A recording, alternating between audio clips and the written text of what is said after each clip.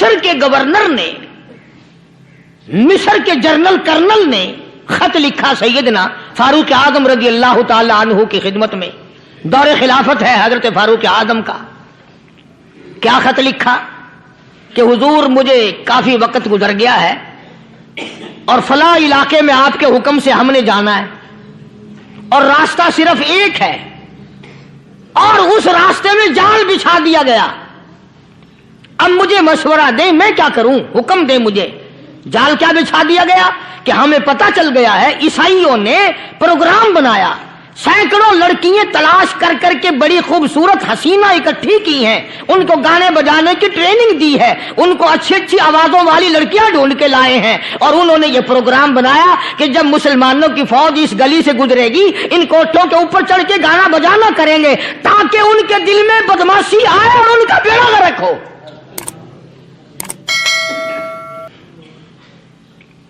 کبھی کافر کا یہ عقیدہ تھا کہ مسلمان کا دل بگڑا تو یہ گیا، اس کی نیت میں خرابی آئی اور یہ تباہ ہوا.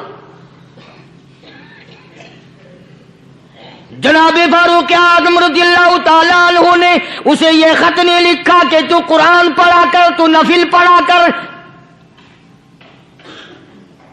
امیر المومنین خلیفۃ المسلمین سیدنا فاروق اعظم رضی اللہ تعالیٰ عنہ نے اپنے جنرل کرنل کو خط لکھا کہ اس میں لمبی چوڑی فکر کی کوئی بات نہیں، اس میں کوئی پریشانی والی بات نہیں، کوئی سوچ و بچار والی بات نہیں. سارے تیری فوج میں تیری کمان میں مسلمان ہیں، سب کو اکٹھا کر لے، ساروں کو اکٹھا کر کے قرآن کریم کے سورت نور کی 2 آیتیں سنا دے.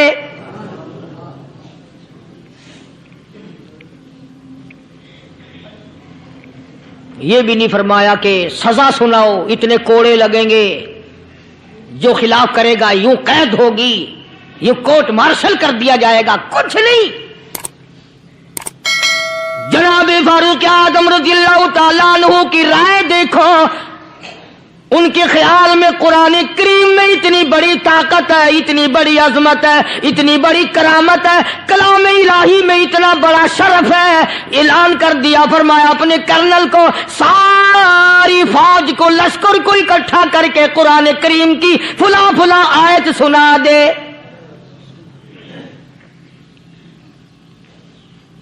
اور اس کے بعد بے دھڑک فوج کو، لشکر کو اسی راستے سے گزار کے لے جا، بے دھڑک لے جا.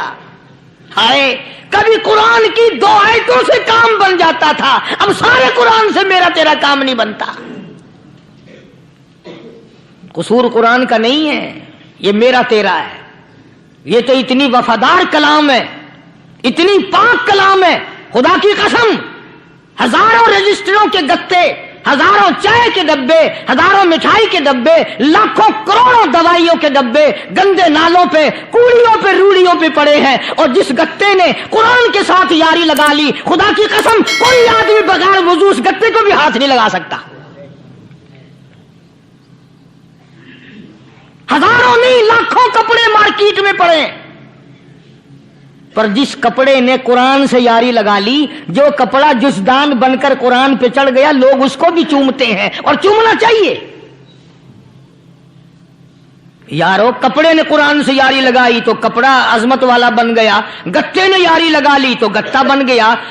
ہزاروں قسم کے کاغذات روزانہ ذلیل ہوتے پھرتے ہیں، جس کاغذ پہ قرآن لکھا گیا وہ عظمت پا گیا، جس سیاہی سے قرآن لکھا گیا وہ سیاہی عظمت والی بن گئی. ارے اگر مسلمان قرآن کو اپنے اندر پیدا کر لے، اس کی عظمت کو بسا لے، اس کو اپنا لاہ عمل بنا لے، اس کو اپنے سر پہ رکھ لے، تو کیا یہ بندہ قرآن کے ساتھ وفاداری کرے تو قرآن کیا خیال ہے قرآن بے وفائی کر دے گا؟ یقین نہیں، یقین اصل بات اعتقاد کی ہے. یقین کا تو یہ عالم بنا ہوا ہے کہ اگر کوئی چوری کا معاملہ ہو جائے اور کسی پر شبہ ہو، اگر اسے کہو کہ قرآن اٹھا دے تو دیر نہیں لگائے گا، اور اگر کہے کہ فلانی خانگاہ کا کنڈا مار دیا کہ ایک کام میں نہیں کرتا. خانگاہ کے کنڈے پہ ایمان ہے، قرآن پہ ایمان نہیں. اس پر یقین ہے کہ پیر اندھا کر دے گا، اور یہاں یقین نہیں کہ جس خدا نے پیدا کیا اگر میں نے جھوٹا قرآن اٹھایا تو وہ برباد کر دے گا.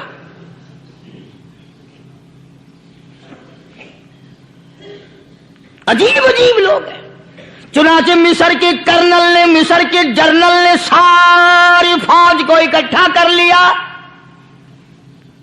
اس نے بھی یہ بات تو نہیں کہی کہ فاروق اعظم کو دوبارہ خط لکھتا کہ حضرت یہ تو 2 آیتیں آپ نے لکھی، یہ تو سارا قرآن روز پڑھتے ہیں، پر بنے گا کیا؟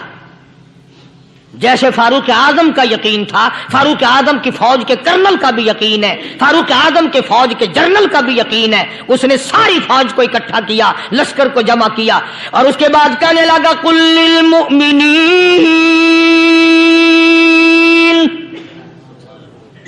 یغضوا من ابصارکم ویحفظوا فروجہم ذالک ازکی لہم ان اللہ خبیر بما یصنعون۔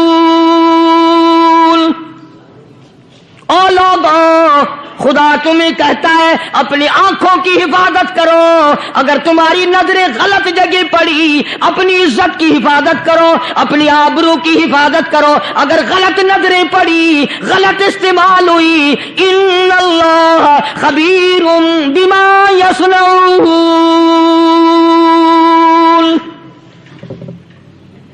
اللہ پاک تمہاری ساتھ ساتھ ہے، وہ ہر چیز کو دیکھتا جائے گا، وہ ہر چیز تمہاری دیکھے گا۔ چنانچہ تاریخ شاہد ہے، ابن حشام نے لکھا ہے، ابن خلدون نے لکھا ہے، اور کئی مورخین نے لکھا ہے کہ جب مسلمان جنرل نے، مسلمان کرنل نے اپنی فوج کو قرآن کی 2 آیتیں سنائی اور اس کے بعد حکم دیا چلو، تمام کا تمام لشکر چل رہا ہے، ادھر ڈھول بجا، دھماکے بجے، گانا شروع ہوا، گانا بجانا شروع ہوا، ساری فوج نکل گئی، سارا لشکر چلا گیا۔ لڑکیوں نے دیکھا کہ یہ تو ختم ہو گئے، نیچے آواز دے کے کہنے لگی اور جانے والوں یہ ساری فوج کئی اندھوں کی فوج تو نہیں؟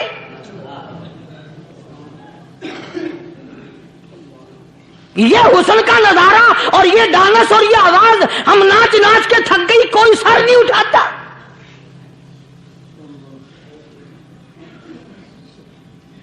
اور آج دیکھ لیں آپ، ہر گھر کے اوپر وہ لگا ہوا ہے ایریل،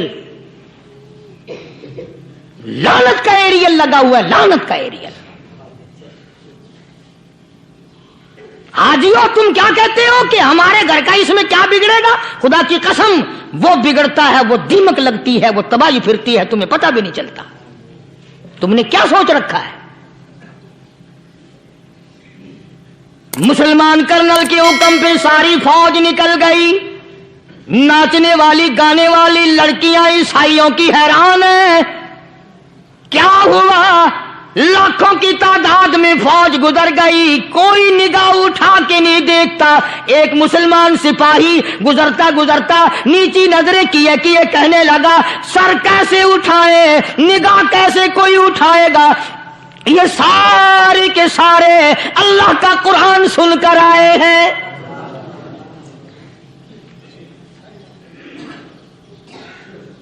کیسے کوئی نگاہ اٹھائے گا؟ کیسے کوئی سر کو اٹھائے گا؟ یہ سارے کے سارے اللہ کا قرآن سن کر آئے ہیں۔ ان کا عمل ہوا نا قرآن پہ، ان کے عمل کا کتنا بڑا اثر پڑا۔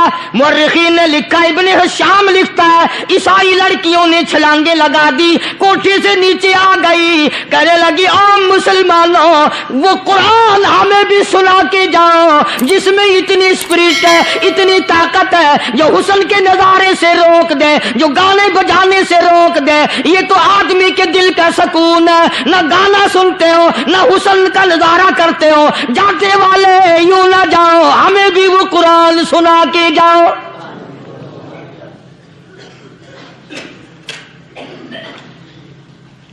اس قرآن میں کتنی بڑی طاقت ہے، وہ کتنی عظمت ہوگی، اس میں اس کلام میں کتنی برکت ہوگی، جس کلام میں یہ تاثیر ہے کہ وہ ایسی ایسی چیزوں سے روک دیتا ہے۔ چنانچہ ایک مسلمان سپاہی چلتا بھی جاتا ہے اور کہنے لگا وَقُلْ لِلْمُؤْمِنِينَ وَقُلْ لِلْمُؤْمِنِينَ، قرآن کی آیت پڑھ کے سنائی۔ سینکڑوں نہیں بے شمار لڑکیاں ایک مسلمان کی زبان سے اللہ کا قرآن سن کے کہنے لگی اور جانے والوں چھوڑ کے نہ جاؤ، ہمیں بھی کلمہ پڑھاؤ۔